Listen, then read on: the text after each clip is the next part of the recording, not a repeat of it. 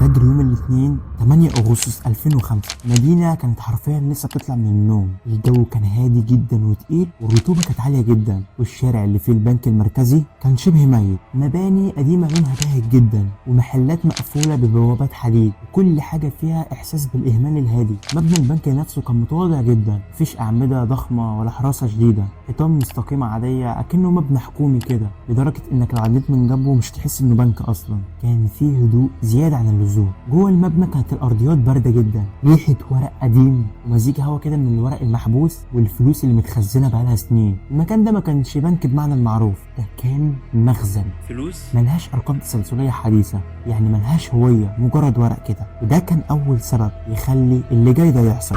الساعة كانت حوالي 9 صباحا كده لما الموظف دخل غرفة الخزنة. راجل أربعيني وشغله روتيني جدا، وعمره ما شاف في شغله حاجة مثيرة. أول إحساس جاله ما كانش بصري، كان حاجة زي كده تحس إن هو كان حس بحاجة غريبة، أو ريحة تراب جوه الخزنة، ريحة أرض مفتوحة، ريحة تحس إن في هد أو ردم جامد جوه. لما دخل الخزنة وركز على الأرض شاف بلاطة أرضية مش في مكانها، فحاول يرفعها كده فشاف حفرة غويطة جدا نازلة لتحت ومظلمة جدا، وكأن الأرض اتفتحت وبلعت كل الفلوس اللي كانت موجودة. في اللحظة دي الهدوء اتحول لرعب. بعدها بساعات الحسابات قالت إن 164 مليون ريال برازيلي اختفوا، رقم ضخم جدا وزنهم حوالي 3 أطنان. انت بتتكلم في 3 عربيات نزلوا من البلاطة دي. علشان نفهم اللي عمل كده لازم نرجع بالزمن شوية.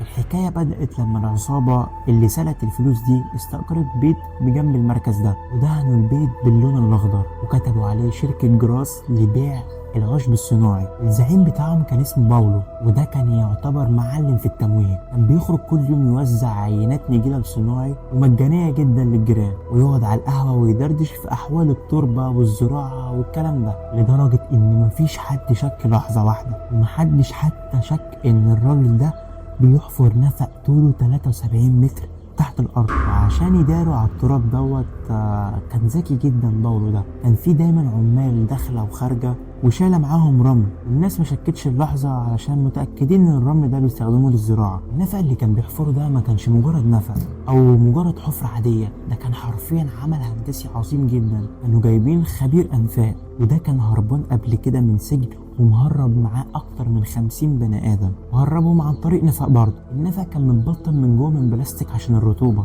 وكان فيه مراوح شفط للهواء واضاءه كامله جوه النفق. والغريب بقى ان هم ركبوا خط تليفون ارضي جوه النفق عشان اللي بيحفر تحت يكلم اللي فوق يطلب منه اي حاجه او يساعده. وكانوا بيشتغلوا بنظام الشفتات، واللي مجموعه تحفر وتنقل التراب، وكل ده كان بيحصل في هدوء تام حرفيا. واستخدموا ادوات بسيطه جدا ويدويه عشان ما يطلعوش صوت يخلي اي حد يشك فيهم. وليله التنفيذ كانت يوم جمعه، كانت في اجازه البنك، وطبعا دوت كان بمساعده حارس خاين من جوه المركز البنكي. اللصوص عرفوا ان في نقطه عمياء في حساسات الكاميرات والحساسات الحراريه برضه. الحساسات كانت متركبه غلط في سقف الاوضه، واللصوص استخدموا حاجه يخبوا بيها الكاميرات علشان يعدوا بكل سهوله. اخيرا فتحوا الفتحه اللي في المخزن بتاعت الفلوس بعرض 60 سنتي بس، دخل منها لص رفيعين جدا، وبدأوا يملوا الاكياس اللي معاهم بالفلوس دي، فلوس بقيمة 50 ريال. عشان تتبعها هيكون مستحيل جدا.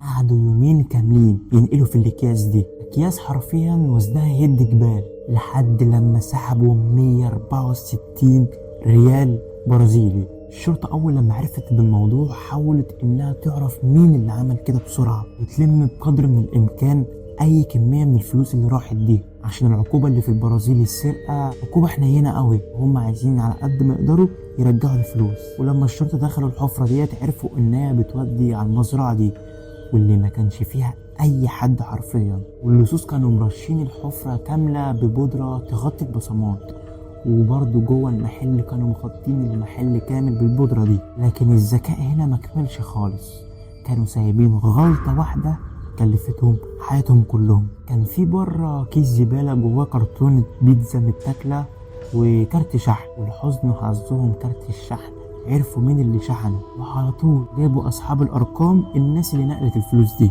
وهنا بدأت اللعنة بتاعت الفلوس دي. خبر وصل وانتشر على طول، بقت العصابة مش مهدده من الشرطه بس، ده بقوا مطاردين من الشرطه وعصابات تانية عايزة تخطفهم عشان تاخد الفلوس، وبقوا مطاردين من الشرطة الفاسدين. كانوا من الآخر عايزين ياخدوا نصيبهم من التورتة، بس الفلوس ما كانتش قليلة، الكل طمع حرفيا في الفلوس. واحد اللي كان من العصابة دولت اتخطف من الشرطة الفاسدين، طلب من أهاليهم بفدية بملايين حرفيا، والأهالي غصب عنهم دفعت الفلوس دي. بعديها الشرطة الفاسدة ديت قتلوا الشخص ده. واحد من اللصوص تاني اسمه بيدرو سرق مرتين في اسبوع واحد بس، واللي سرقوه كانوا من عصابات برضه، لدرجة انه جري على الاسم وراح سلم نفسه وقال لهم السجن عندي امان اكتر من اللي بشوفه او اللي شفته اصلا. وفي واحد برضه منهم كان من الزعماء بتاعت الجريمة ديت، حاول انه يغير شكله ويربي شعره ويربي دقنه بطريقة غبية جدا عشان يحاول يغير من شكله، بس اتمسك بطريقة غبية جدا برضه، انه كان ناسي انه كان راسم وشم هنا، واتقبض عليه بعد سنتين من الحادثة دي. انتهى بيهم الحال يا مقتول